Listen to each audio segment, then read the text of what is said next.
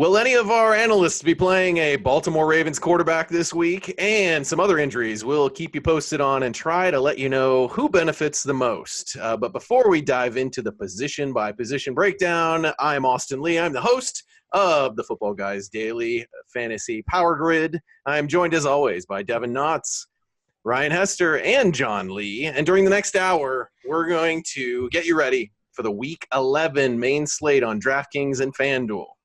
First, we're going to check in on those Vegas lines. They seem a little bit sort of mundane this week. John, what is Vegas telling you this week? Is there anything that stands out on the main slate? Before I get started, who did it last week?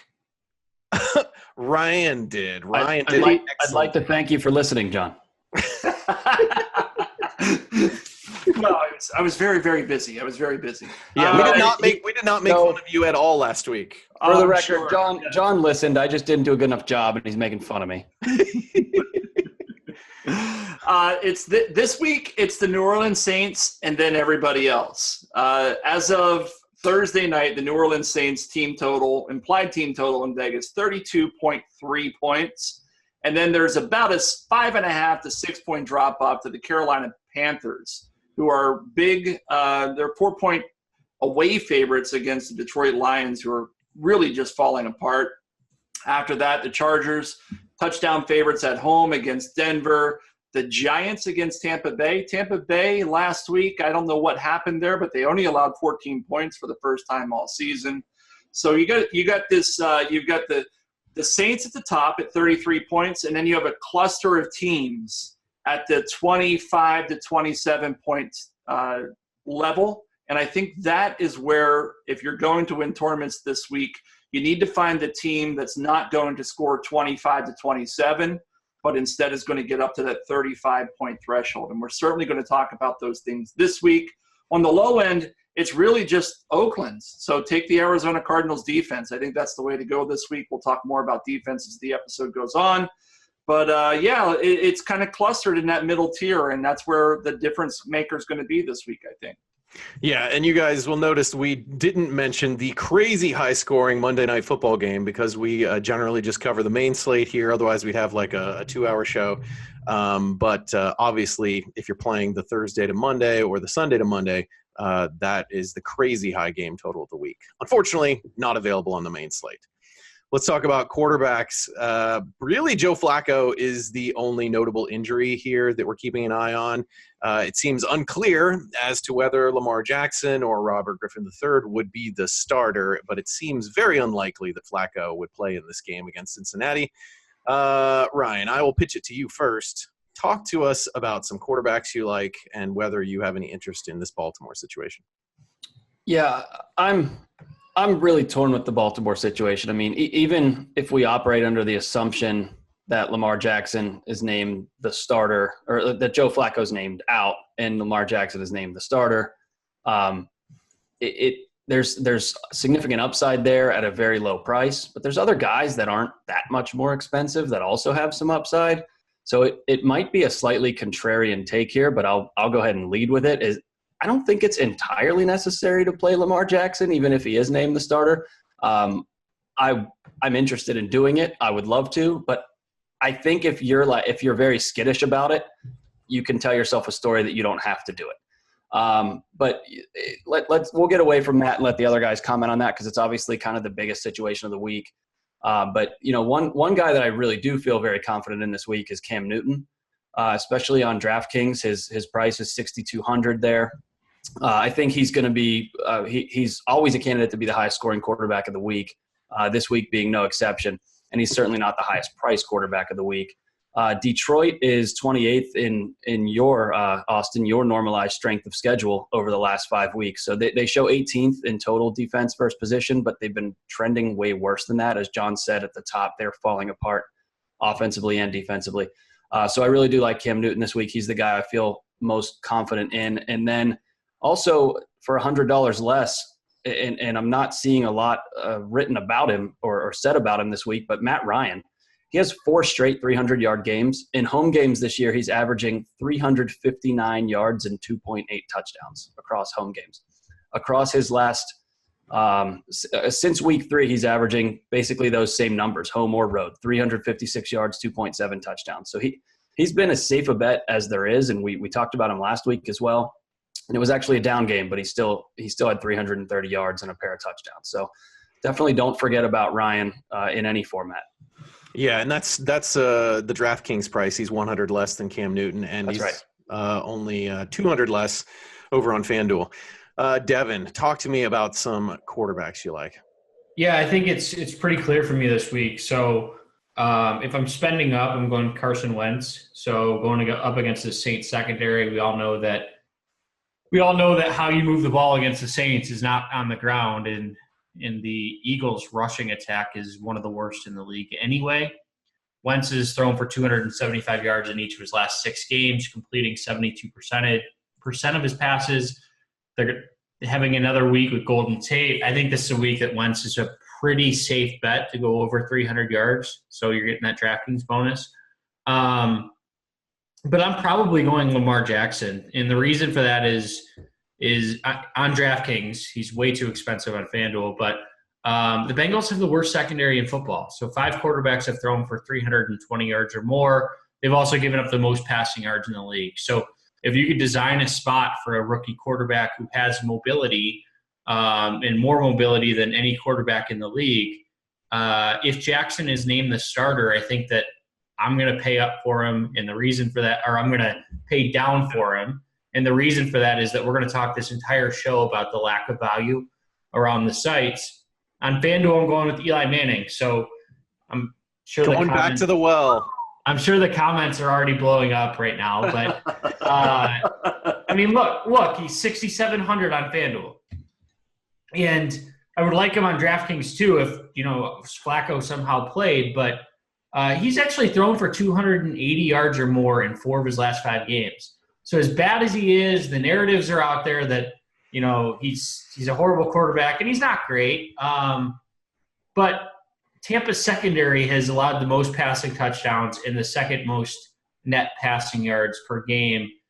Eli's flaw is basically he gets sacked a lot. So he's been sacked 32 times, but Tampa's 23rd in sacks. So not that concerned about him getting pressured significantly. I think this is an opportunity where Eli, once again, the only other time I mentioned him, he went over 300 yards. So I think this is a situation where I'm going back to Eli Manning.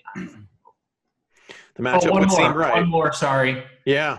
Deshaun Watson and GPPs. So Watson has struggled. I mean, that's putting it lightly since the Buffalo game. And I think we found out that there was a partially collapsed lung there. They've played 1 game in 26 days. So they had a Thursday night game, and then they had a bye week, and now they're playing this Sunday.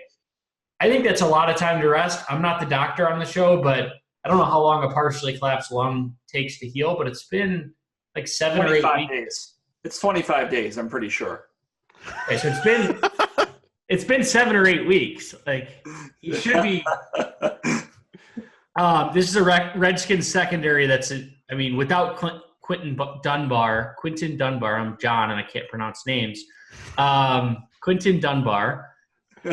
Without him, they've given up 357 yards per game over the last 3 games. Danny Johnson, we'll talk about DeAndre Hopkins in a little bit, but he's my favorite receiver. Might be the worst corner in the league, and he's filling in for Dunbar, undrafted rookie. So Watson is a guy who, when he's good, he's tremendous. And I don't think a lot of people are going to have him because he has struggled heading into this game. And we typically see players coming off a bye have a little bit lower ownership than they do if they had played the previous week. So Watson is the GPP play I'm going with this week. Dr. Lee, would you agree with these takes, or would you prescribe a different course?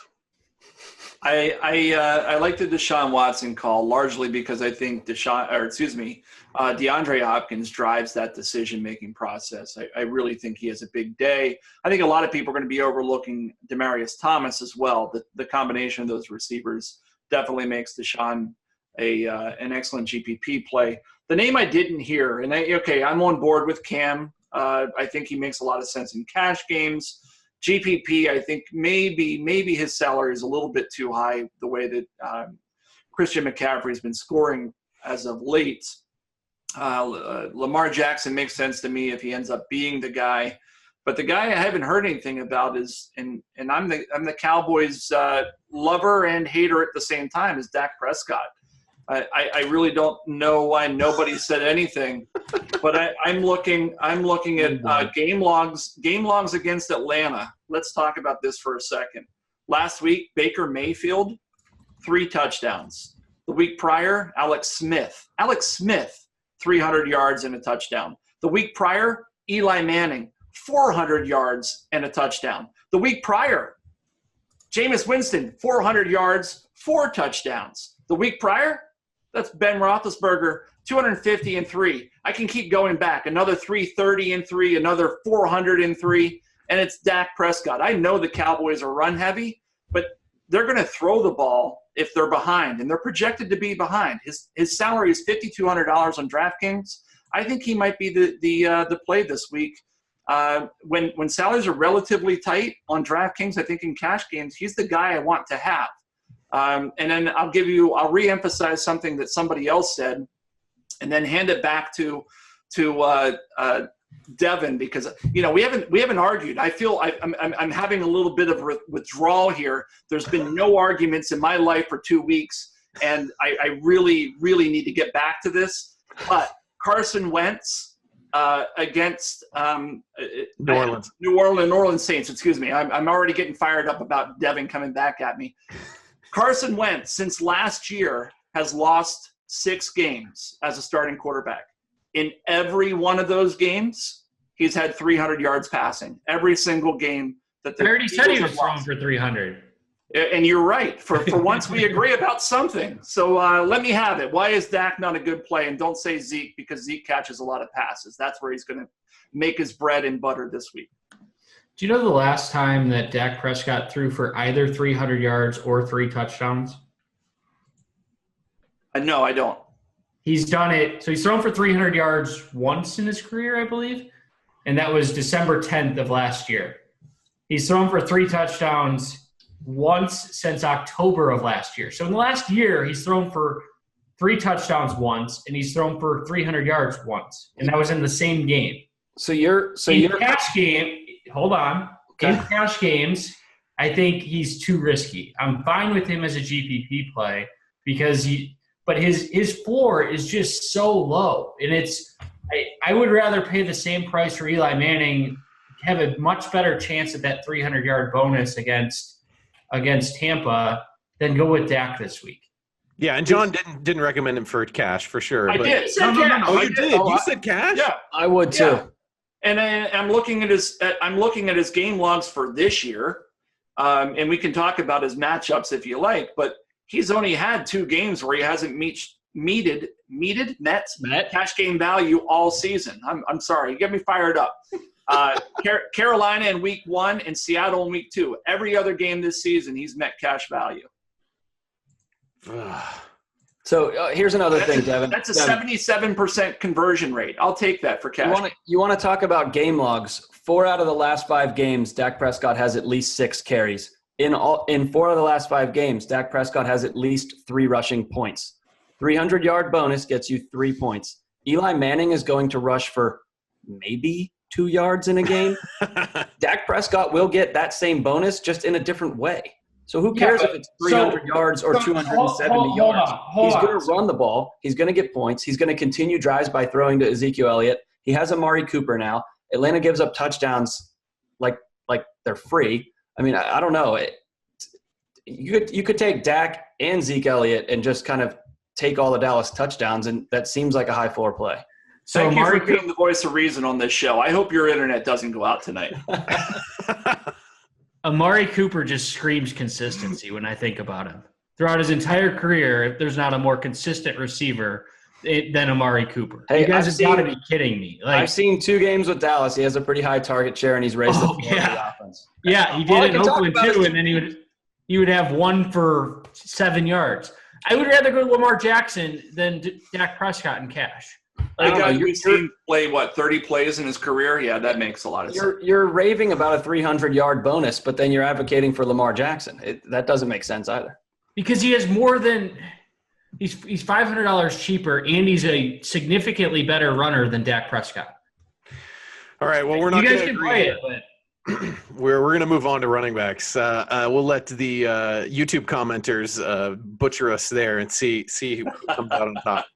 All right, running backs. The only injury on the main slate I got my eye on is Joe Mixon. Was a late add to the injury report. He seemed fine on Wednesday, but then he got a limited practice on Thursday. There's questions as to maybe did he re-aggravate his earlier knee injury, so keep an eye on that. Let's see.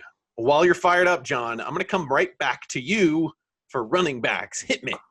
I'm glad that you did, brother, because I don't like this position this week. It's really tough for me to try to find somebody who I like and then build a cash game roster around that individual. The top of the crowd for me, Saquon Barkley against Tampa Bay, 8,700.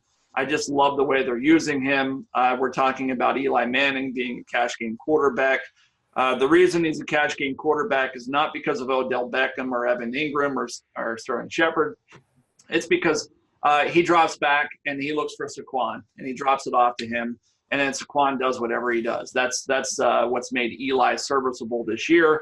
8,700. Tampa Bay got absolutely throttled by a guy, Tariq Cohen, a few weeks ago on wheel routes, and Saquon's going to do his own thing on just handoffs. I think he's the guy that if you're paying up this week, he's the guy that you want. And then there's a massive drop-off to anything that I like. Next to him, I think it's David Johnson, against Oakland at 7,500. He's the guy that I think I want to pay up for, but I'm really having a problem fitting his salary into the roster because beyond at the wide receiver position, I don't like any value this week for cash games. And so that's where we're really going to struggle. We'll talk about a bit of that in a few minutes. But Saquon, DJ, if you want to save some salary, and I'll stop here. Is it okay? Can we trust Peyton Barber at 3,600 on DraftKings to get us 10 points against the New York Giants? I'm not big on it, but the Giants, it's as low as I can go, and I've got to save some salary somewhere. There are not a lot of injuries as we're going to go through tonight. I don't know. It's Saquon, DJ. And if you want to save salary, it's Peyton Barber. And I'll be honest and say I'm not entirely comfortable with it. And just so people know, John has a heavy DraftKings bias. So whenever he shouts out salaries, it's all DraftKings. And when he shouts out Saquon Barkley, don't play him on FanDuel. Oh, so tell me more about that, Devin. What is it you don't like on FanDuel? I mean, all of his value is through the air, and he's priced up on FanDuel. I shouldn't say all of his value. He has breakaway speed that he can – you're hoping for a long run, but he doesn't score touchdowns consistently enough for his price. He only has 5 this year. And I think I mentioned it the last couple of shows, but 3.4 yards per carry, 2.9 yards per carry, 3.1, 3.2, 2.5 in 5 of his games this year. So his floor isn't high enough unless you're getting that full PPR value for his price on FanDuel. I like it. That's a fair explanation. Who else do you like? So a couple guys. So I actually prefer Alvin Kamara over Barkley. And the reason for that is that the Eagles' run defense is extremely tough up the middle. Where it struggles is on the outside and allowing receiving running backs to catch passes out of the backfield. So I actually think Mark Ingram is really going to struggle this week. But if you look at their game logs, Ezekiel Elliott caught 6 passes, TJ Yeldon caught 7, Christian McCaffrey caught 6, Saquon Barkley had 9 for 99, Dion Lewis had 9 for 66. So I think this could be a Kamara game. He's a little bit cheaper than Barkley, so he's only 8,200 instead of 8,700. So you save 500 there, and he's been getting the goal line looks. So he's been getting the carries inside the 5, and for whatever reason, Ingram, does he have a touchdown this year? I don't think had a receiving touchdown last week, and then had 2 in that first Monday night game. But so he has a touchdown and rushing touchdown in 1 game this year. Yeah. I don't know. I prefer Kamara on DraftKings. On FanDuel, I prefer Ezekiel Elliott. So Nick Chubb tore this Falcons defense apart. He absolutely just ran all over them. I think he had 173 yards and 173 yards and a touchdown. I think this is a really good spot for Elliott to continue just to utilize him. We've talked about Atlanta struggling against pass receiving backs. I'm not going to rehash that. But for me, especially on FanDuel, I'm trying to pay up for two running backs this week. I agree with John that I don't like a lot of receiver values, but at the same time, I don't like any of the running back values. The only running back value I like is Dion Lewis. And the reason for that is the Colts haven't played any running backs this year, and when they have, they've sort of struggled with them. So they gave 95 yards and a touchdown to Joe Mixon. The Bills, Chris Ivory and Marcus Murphy had a combined 134 yards. Doug Martin had 72 yards on 13 carries. Wendell Smallwood, Corey Clement, and Josh Adams had a total of 142 yards. So the Colts really haven't played a lot of running backs, but when they have, they've struggled against some mediocre running backs this year. So Dion Lewis is not – I didn't like how Derrick Henry was used. I think he scored 2 touchdowns last week, but at 4,800, he's really the only guy that I'm willing to go cheap this week. It seems like I feel like I haven't seen a week where there's this few injuries impacting the main slate. And so I think you're going to hear a lot of themes of like, where's the value?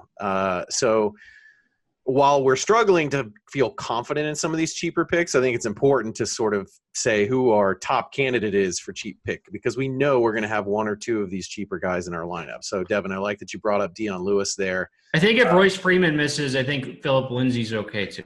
I was wondering about him. What about Alex Collins? I have him on my GPP list.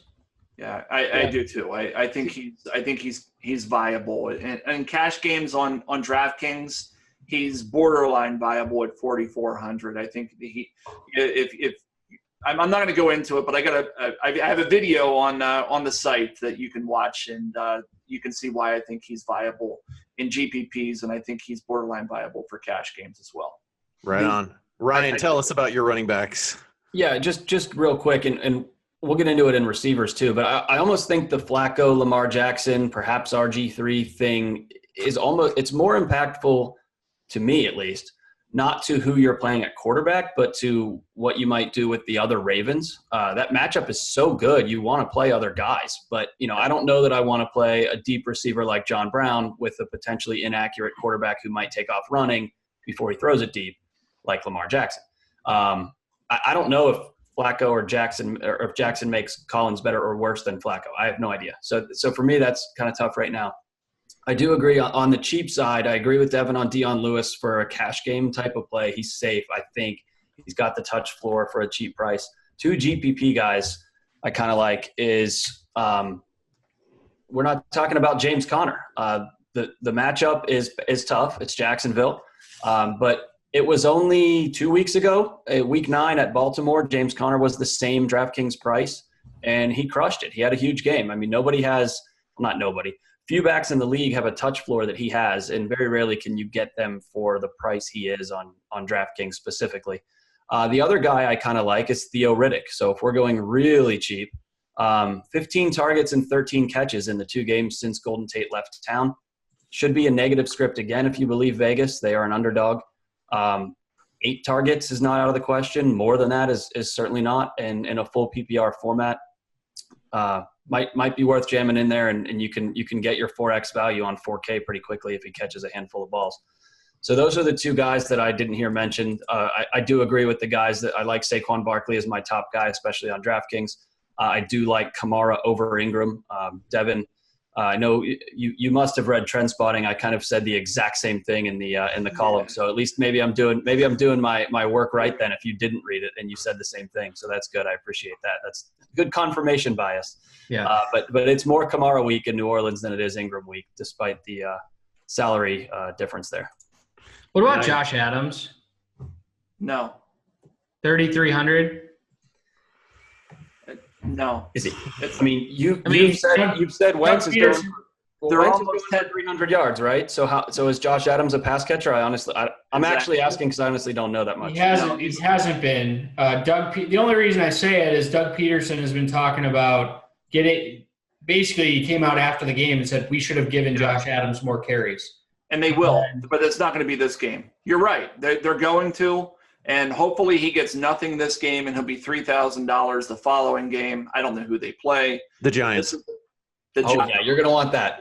Yeah, you're going to want a piece of that. But this is not the week to do it. If he reaches any sort of value, it will be because he scored a touchdown. But he's not a guy that's going to catch a lot of passes. They're going to put Smallwood or Clement in for that. They're 9-point underdogs. That's the biggest line on the main slate. I just can't do it this week. But I get where you're coming from, Devin. I think that in an ordinary game, if they were within, say, half of that spread, I would be okay with it, but not this week. Yeah, I'll probably still do it. I mean, he's faced the Jaguars and Cowboys and at 6.8 yards a carry and 6.7. And if he gets 12 carries, I mean, he could very easily, meet cash game. And if you want to load up on receivers, so if you want to take Michael Thomas and DeAndre Hopkins on DraftKings for $3,300, why not? Well, New Orleans has been pretty tough against the run, right? I mean, they have been. Yeah, but so is Jacksonville and Dallas. And he was okay against them. Why do you need all the savings? You already told us 1,000 you have by taking Kamara over Barkley and Jackson over Prescott. Because then I can get Barkley, David Johnson, DeAndre Hopkins, and Michael Thomas. That would sound good.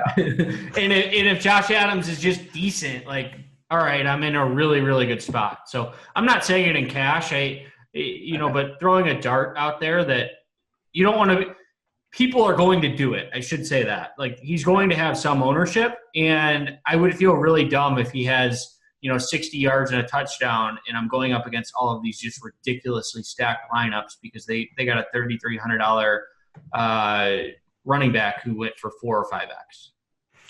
A fair point, a fair strategy point there. Let's move on to wide receivers. There's a few guys here we're keeping an eye on. Marvin Jones did not practice on Thursday. That might give Kenny Golladay a boost. Chris Godwin also did not practice on Thursday. Maybe we see an Adam Humphries boost. And then the Oakland receivers are banged up. Ryan, let's come back to you first on receivers. Any of these injury situations interest you, or do you have some other receivers in mind? Yeah, I mean, only the Marvin Jones one in that it makes me caution because his price is still low. But to me, I'll name one guy, and then I kind of have a question for the other guys. So at the top, I think you just have to look at Michael Thomas again. He seems like he's going to be the guy that. Haven't you talked about Michael Thomas already? It's DeAndre Hopkins week. All right. Well, Michael Thomas, especially on FanDuel, he's the same price on both sites. If my notes are correct. So Michael Thomas, I think he's the saint in the game that you want, and that is the highest scoring team on the slate and the highest scoring game on the slate. And I think he's the one you want, even over Kamara. So from that perspective, I like Thomas as a starting point. I do like Hopkins as well, Devin. So we're not that far off. I think I might just like Thomas a little bit better. But to me, the key here, we've talked about finding value in things, particularly on DraftKings, because that's where I started looking and where I developed this question. But there's a bunch of receivers between 5 and 6K. There's also 3 in the low 6Ks. And I'm looking at like 8 or 9 names, and I can't decide which ones I like better. And I think we need at least 2 or 3 of these guys in our lineups, right? So in the 5Ks, you have Kenny Golladay and Calvin Ridley. You have Corey Davis, Larry Fitzgerald. You have Amari Cooper, Sterling Shepard, and even Deshaun Jackson there at the bottom. And then in the low 6Ks, T.Y. Hilton, Emmanuel Sanders, and Alshon Jeffrey. I can make a case for any or all those guys in cash or GPP formats. I like them all this week. Don't think I can play them all, but I might need to play 2 or 3 of all the people I just named, and I'm struggling with which ones. I think I have my opinion on which ones, but I'm curious as to what you guys think on them. Devin, why don't you take Corey Davis for me? Who's that? Corey Davis? Wow, Corey Davis. So I think his price is too cheap for the upside that he has. He had 7 for 121 and a touchdown. I don't like Mariota, but he did play well last week, so props to David on that one. I'll eat crow when you guys are right every blue moon, but I can't wait for Dak Prescott. Yeah, if that one happens, okay.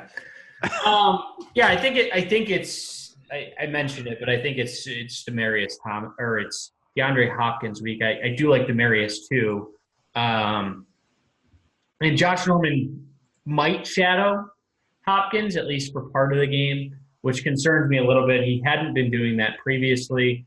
If he does, I mean, he doesn't. Josh Norman doesn't scare me anymore. He's not the guy that I fear like he used to be. And Hopkins has such a large percentage of the targets at 7,900 on DraftKings.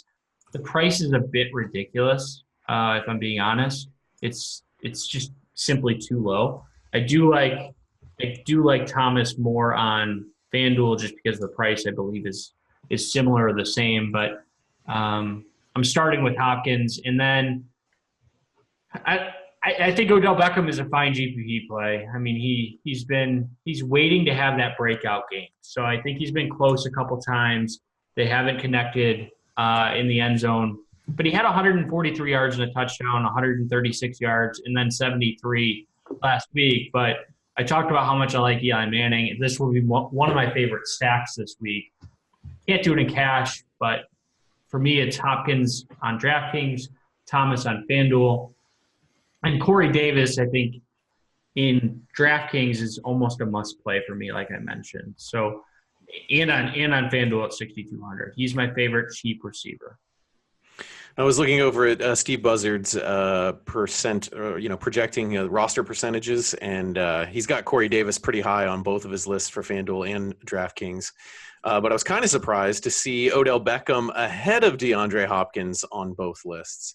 That's surprising. Yeah, so he thinks Odell's going to be a pretty high owned. I guess, the matchup against Tampa Bay is pretty enticing. John, who do you like at receiver this week?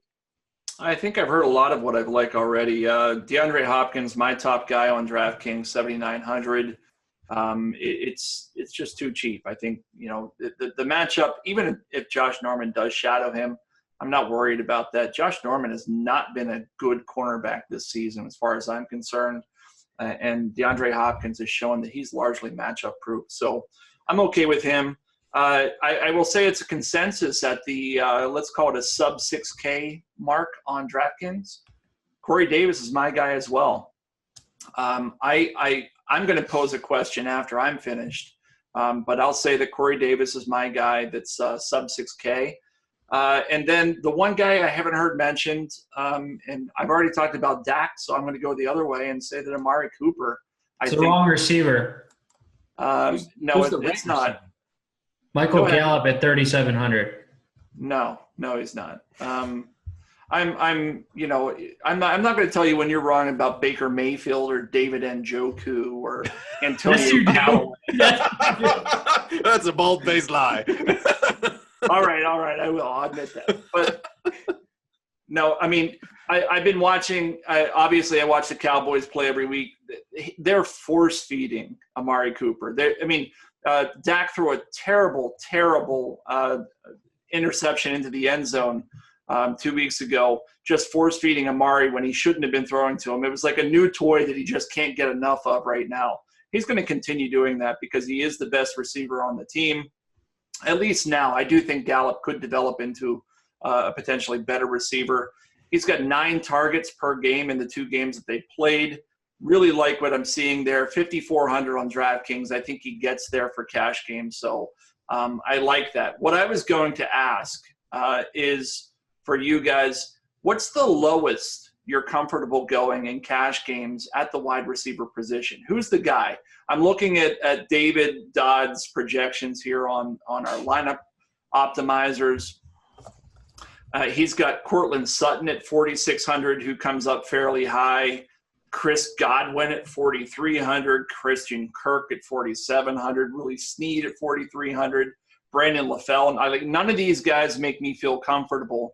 As you're looking at it, who's the guy that if you had to just punt the position, and we're going to talk about punting the position in the moment with the tight end where I'm concerned, but if you're punting one of your 3 wide receivers, who's it going to be? Because I really think this is what it's going to come to on DraftKings this week. Unless there's an injury on Friday, I truly believe that you're going to have to punt the position, and the people watching this show are going to say, who's the guy that I feel most comfortable with at whatever position? So I have two. On FanDuel, it's easy. So it's John Brown and Demaryius Thomas are both 56 and 54. I think that they're ridiculously priced. On DraftKings, Nelson Aguilar at 4,100 is criminally underpriced.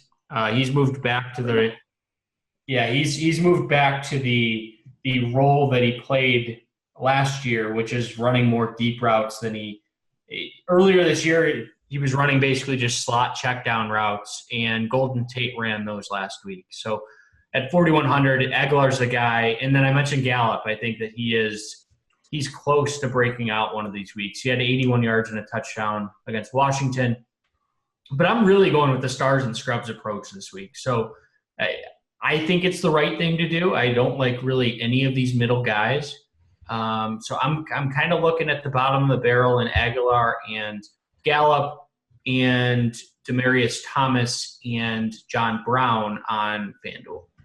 I mean, it looks like that Martavis Bryant is not going to play, and Jordy Nelson may not play either. Is there an Oakland receiver that you would look to for savings?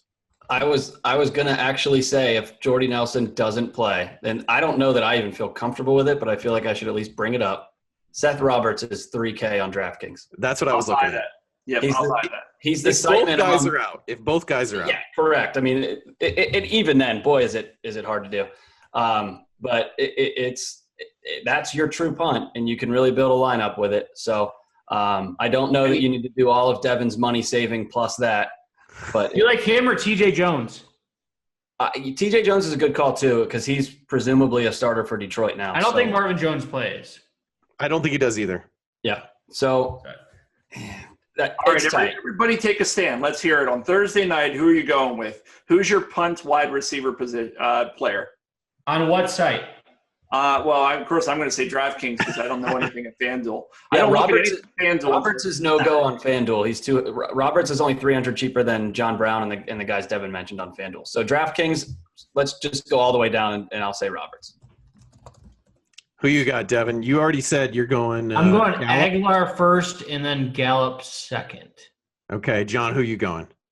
I'll be honest and say that I'm going to steal Ryan's pick. I like Seth Roberts. If those guys don't play, he's been there forever. He's going to be the security blanket, so I'll take that. Nice. All right, I think that's good. We rounded it out with some top guys and some cheap plays. Let's talk about tight ends and whether we're going to punt that position. I have no notable news or injuries there.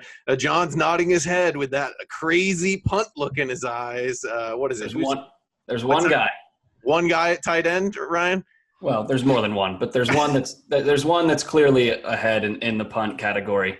All right, let's see. Okay, you go for it. All right. Well, yeah, it's on DraftKings at least at 2,900. It's Ricky Seals-Jones. I know I've caught a lot of shade for recommending him in the past, which, by the way, the last time I did and caught shade, he still hit 4x value without a touchdown, which he could do again this week because he's under 3K. Last week, he saw 9 out of 39 possible targets. He has played 73 and 63% of the team's snaps in the last 2 weeks. Oakland is 25th in your normalized strength of schedule against tight ends over the last 5 weeks, and they're 26th in season-long defense versus tight ends. So they're not a good tight end team. So Ricky Seals-Jones is seeing a lot of targets, especially since Byron Leftwich took over as offensive coordinator. Out of guys 3K and under, I don't know that anyone is guaranteed to get 5 or 6 targets more so than he is. So that's the guy that I'm looking at from a cash game perspective on a punt. If you could get Julio Jones at 6,600, would you ever take that? If I could. That's what Zach Ertz is. They've scored 0.1 point differential in as far as fantasy points. Yeah, but Julio Jones has a touchdown in back-to-back games. He's on a streak. Zach Ertz has scored two points less than Antonio Brown. But there's a positional scarcity thing here where you can't get a $2,900. Play two. You can't get play two. You could flex Zach Ertz, sure, but you still need a cheap tight end to make all this other good stuff happening that we're talking about. Not if you go with the receivers that I mentioned. Oh, Lord. He said with a crazy look in his eye. You talked about DeAndre Hopkins and Odell Beckham and Michael Thomas. Yeah. This is all expensive people. He's gonna pick at least one cheap receiver. Okay. I will give you my Gallup. I will give you 80% of my lineup and add Zach Ertz and add Hopkins and those guys in because I can't give out the full lineup apparently because of drafting restrictions. No. But we're going to do it anyway at the end of the show. John, you seem to like the Ricky Seals-Jones pick as your punt play. I did. I have two. And last week, I mean, I wasn't on the show, so I mean, I take some credit for what you guys did to our listeners and our viewers because I wasn't here for quality control. But Right. DJ Shark, what? So you guys talked about him last week. He was mentioned. I talked about Dante Moncrief. I saw the preview on Twitter, and somebody was mentioning DJ Chark. I said he had upside, and I stand by that. I think you said a little more than that. I said he has a significant speed advantage, which he did. He had a size advantage, and they went to Moncrief deep instead of Chark. I mean, okay. I said to put him in a $3 GPP, I believe is what I said. I didn't see the show. I'm just saying but I also mentioned Anthony Miller like 4 weeks ago, and you guys laughed at me on that. So like I'm not going to get every low guy that I mentioned right, but it's like it's worth looking at these rookies who can have breakout games. You're doing an excellent job, John, of trolling Devin. I appreciate that you're back. Although Dodds did a pretty good job last week by bringing up Mariota right off the top of the show. So are there any other tight ends you like? Yeah. So the reason I bring up DJ Chark is because the other person on that team that was on there, that when I saw the Twitter tease, I was like, really? And this guy actually delivered, was James O'Shaughnessy. I don't know, O'Shaughnessy? O'Shaughnessy. Yeah, I don't think it's French. O'Shaughnessy. He's sound like Genesee, the beer from when I was a young child. Very, very common Irish lad. Yeah. He had 5 catches for 46 yards last week. I think the week before he had a decent game. They're obviously integrating him into this offense. He had, of course I can't find it at this point, but he's been integrated into this offense. He's 2,600. I'm entirely okay with punting at a $300 discount to the guy that Devin hated earlier with Ricky Seals-Jones at 2,900. But I guarantee you in my cash game lineups, it will be one of these two guys. It just depends on how the build goes because I'm not spending over $3,000 at the position this week because, as you pointed out multiple times already, Austin, there isn't a lot of savings to go around because of the lack of general injuries across the league. Devin, can we just talk about Ertz again? Yeah. I was going to bring that up. So if you guys don't like him, and we talked about 6K receivers. He's on my list. We talked about having to go with some 6K receivers. If you just treat him as a receiver, he's the best value on the slate, in my opinion. At 6,600, he had 14 catches last week. A couple weeks ago, he had 9 catches. Like I mentioned, he has, in a PPR scoring, he has 0.1 points less than Julio Jones. He has 2 points more than Odell Beckham. He has 3 points more than Ezekiel Elliott. He has 1.5 points less than Antonio Brown. So he is elite this year. And at 6,600, he's getting a vast discount. They're going to be behind, as we've mentioned throughout this entire show. I think he's a great flex play. You can save money by going with O'Shaughnessy, but going with 2 tight ends is not out of the picture this week. So let me counter that. I'm not disagreeing with you. I want to be very clear about that. But you do the matchups, or you're part of the matchups for Football Guys. Let's talk about matchups for a second and New Orleans' success against the tight end position this year. I'm looking at the game logs right now. Not a single tight end, and we can make the argument that none of them have been in the genre of Zach Ertz and his role with the Eagles. But none of the tight ends have topped 50 yards for the entire season, and not a single tight end in the entire season has topped 9.8 points, 9.8 fantasy points on DraftKings against the New Orleans Saints. Does that scare you away from paying $6,600 at a highly volatile position? Not really, because they've only faced – the most expensive tight end that they've faced this year is C.J. Uzomah. They've faced one tight end over $3,100. So they've basically shut down these $2,500 to $3,000 tight ends. O.J. Howard did have 54 yards, but back in week one. I just think Ertz is in his own league. Like, he is the number one receiver on that team. They're going to have to throw for a majority of the game. Sure, but they also gave up 88 yards to Gerald Everett and Tyler Higbee. So they gave up 15.8 total points to the Rams. If they can give up 15.8 to the Gerald Everett and Tyler Higbee, I think there's upside for Ertz. Yeah, let me chime in, because the whole matchup, I think we talk about defense versus position and fantasy points against. I think it is the least predictable with tight end than it is with any other position. If you look at the normalized, again, I know I'm a broken record here, but I just love how it accounts for these kind of things that both John and Devin both just argued. The Saints are 0% above average, which basically means they're average in the last 5 weeks. So they don't give up a lot of fantasy points to tight ends. They've played no tight ends. I think that's the last 5 weeks. Over the course of the season, they're minus 35%, which I think is third lowest in the league. So it depends on how we do that. It does. That's fair. But I think their strength of schedule against tight ends is bad, and they haven't given up a lot of fantasy points to tight ends. I don't think either of those things are in dispute. Zach Ertz isn't your run-of-the-mill tight end, but my bigger problem with playing Ertz in the flex is you don't get to play 3 running backs or 4 receivers, and I do like a lot of those guys. So again, it's just a positional scarcity thing for me. And again, if you want to call him a receiver, then yes, you can play 4 receivers, but. I put a cash build together that had 2 high-end 8K or more running backs plus Dion Lewis, and I really liked that a lot better, given the context of everything else. So that's my only issue, as it is, even though it's with a flex, you sort of lose flexibility by doing it.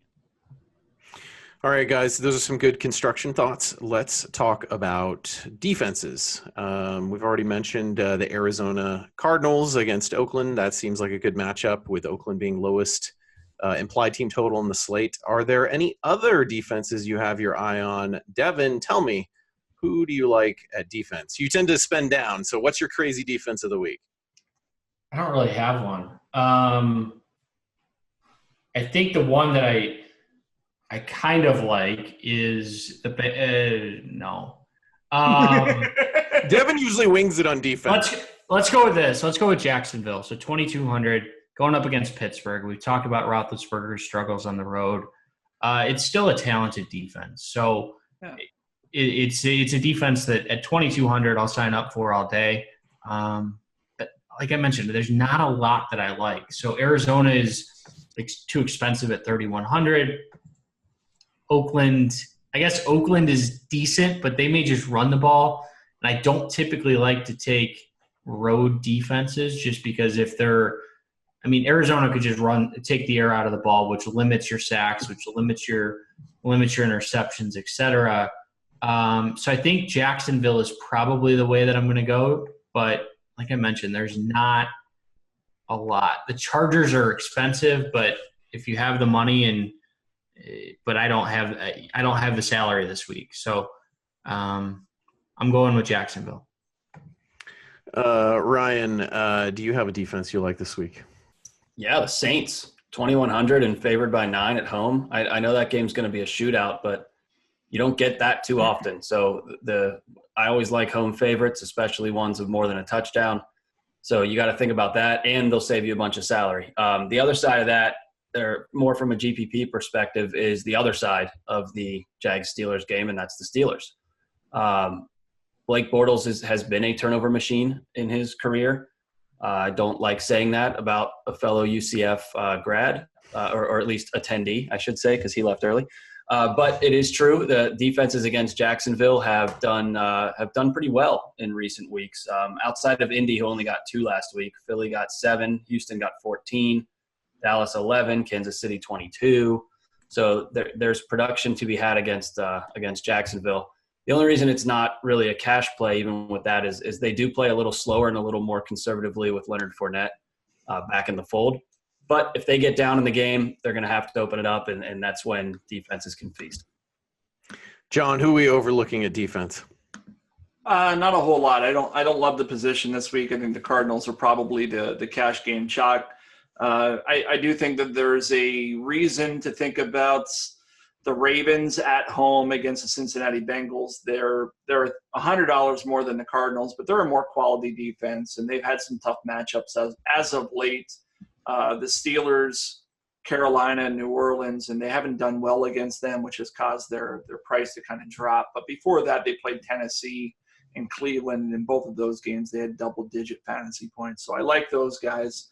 For GPP, I don't know. I mean, I think you could look at the Giants, who I don't think have a good defense, but they're 2,400. They're going up against Tampa Bay, and Tampa Bay, if you watched that game last week against Washington, what a dreadful team this is on offense right now. I mean, they've gotten away from Jameis Winston, a former first-round draft pick, and they're going with Ryan Fitzpatrick, and we know all the story. And they had 500 yards of offense last week and scored 3 points.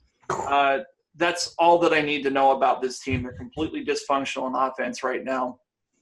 I'm entirely okay in tournament formats, punting the position, going for some of the teams that I've heard already, and or the Giants at 2,400.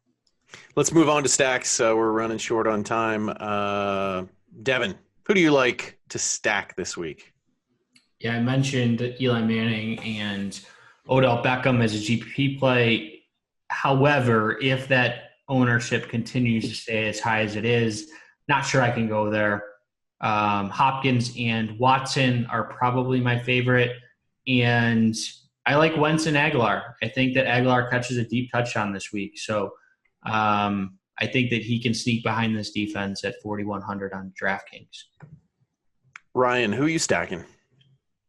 Yeah, we haven't mentioned anything about a game that I kind of like as a sneaky shootout. I guess we mentioned some when we talked about Corey Davis, but the Tennessee-Indy game to me seems like it has the potential for a shootout. Indy's one of the fastest tempo teams in the league. So I like Andrew Luck to T.Y. Hilton. Not a ton of science here other than T.Y. Hilton does get a large share of that team's targets and air yards when he's healthy and in the game. But he just seems due. And who will be surprised if it's 145 and T.Y. Hilton streaking for a 57-yard touchdown in that game? I won't. It just feels like a game where he could do that. Tennessee's secondary hasn't been very good, particularly against wide receivers. And again, there's going to be a heavy play volume in that game. So I like Andrew Luck and T.Y. Hilton. Another one, just quick shout out to Devin, is Dak Prescott to Amari Cooper, and even with Zeke Elliott in there too, if you just want to go crazy with that game. Not just to make fun of Devin, I actually did have that written down. So I kind of like both those guys individually, so why not together? So those are my two. I'm writing this one down. So Dak, Amari, Zeke. We'll talk about it next week to see how it works. GPP out. stack. All right, John, hit me with your stacks. All right, so I'm hoping a lot of people watch the show and follow Devin with his Aguilar call, because I think the GPP play this week is Wentz, but I want to pair him with Golden Tate. Golden Tate had 27% of the snaps last week, or 2 weeks ago, because they had a bye week last week. They're going to get him integrated. They did not make a trade for him to have him play 30% of the snaps. This is a situation that sets up perfectly for him. He goes up against P.J. Williams, who we've talked about on the show before. He's one of the worst cornerbacks in the league. He's going to get that inside slot action, and it's 11.8K, that combination. I really like it this week. I think it's going to go overlooked. I do like that Eli to Odell Beckham stack, and we talked about what I think about Odell over the years. And then Marcus Mariota to Corey Davis is really cheap at 11.1K. I think that's something that could pay dividends this week. I want to say I do like the T.Y. Hilton call. The thing that scares me about that is I'm not so sure that Tennessee will keep the game going as quickly as Ryan wants. Tennessee their running to passing ratio is, I think it's second worst in the league. They really try to slow the game down. Mike Vrabel is just run first and pass only when he absolutely has to. So I want to get away from that a little bit, although I do love the matchup that Ryan called out earlier. Let's do parting thoughts, fellas. Any words of wisdom on a week where salaries maybe feel a little tighter, not as many injuries to deal with? Ryan, what are your parting thoughts? Yeah, we've kind of beat the dead horse here, and I know I just kind of made light of it, but if Lamar Jackson does play and is announced as the starter at some point between now and Sunday, and we know he's going to play most of, if not all of the snaps, I really don't have an issue playing him. I kind of just jumped on the Prescott thing as much to give people a cheap alternative as anything else. I do think he's still a viable play, of course, but if you wanted a similar build that you had with Jackson and you don't have to do too much otherwise, then go up to him. So that was kind of the NFL football thought. The other football thought is big week for UCF, College Game Day in town here in Orlando. So watch UCF at 8 o'clock Saturday night, ABC. Go Knights. Oh, man, John, how can you follow that? What's your parting thoughts? Got to stay on brand. When he said something earlier about a fellow attendee as opposed to a graduate, I thought, well, I didn't know that Ryan dropped out of college, but then he clarified. Yeah, no, that was Blake Bortles. Yeah. He dropped out for a very good reason. Yeah, it's true. Yeah, he did. I don't really have a whole lot to add. I'll say that one guy we did not mention, but if tomorrow's Friday, and if you're listening to this on Friday, check Twitter. It's something that I'm raving about this week. Get on Twitter. If you're not on Twitter, you're giving away money in DFS. I assure you that is the case. You need the most current information. So maybe that's where I want to close with is get on Twitter and follow at Tip and Pick. Of the four of us, that's the one you want to follow. We talked about Seth Roberts, but don't overlook Jalen Richard on DraftKings at 4,300. I think if Jordy Nelson's inactive, Martavis Bryant's inactive, we're going to see a lot of Jalen Richard at 4,300 this week. So that's the one thing we didn't talk about earlier in the show. Yeah, follow at Tip and Pick and don't use airline Wi-Fi when you're trying to set your lineups. Devin, what's your parting thoughts? Larry Fitzgerald is a decent play, and I don't think he was mentioned. The consistency that you're getting from him it's almost a lock, and he's had it the last 3+ weeks is over 11 points with 20-point upside, and I think he's still pretty cheap in a good matchup against Oakland. The last thing I'll give out is the lineup that I was building throughout the show. So on FanDuel, Eli Manning, Ezekiel Elliott, Dion Lewis, DeAndre Hopkins, Odell Beckham, John Brown, Zach Ertz, Demaryius Thomas, New Orleans Saints. John Brown scares. That's the scary one, right? I think Lamar Jackson is the arm. It's a GPP lineup for sure. But he has the arm to take a deep shot. So he has a pretty strong he in college he would take some deep shots. I think if he has time scrambling, you can pull some safeties to keep an eye on the scrambler, and Brown can get behind that defense. I don't love it, but I think that it's there. If he catches one pass for 55 yards and a touchdown, he's already almost reaching value. Well, John's done with his drink. That means we're done with our show. For our latest DFS content, go visit footballguys.com. We'll be back on Wednesday morning next week with a special double episode. We're going to be doing a Thanksgiving slate episode as well as a main slate episode for your listening and viewing pleasure. On behalf of John Lee, Devin Knotts, and Ryan Hester, I'm Austin Lee saying thank you for watching and thanks for being a football guy.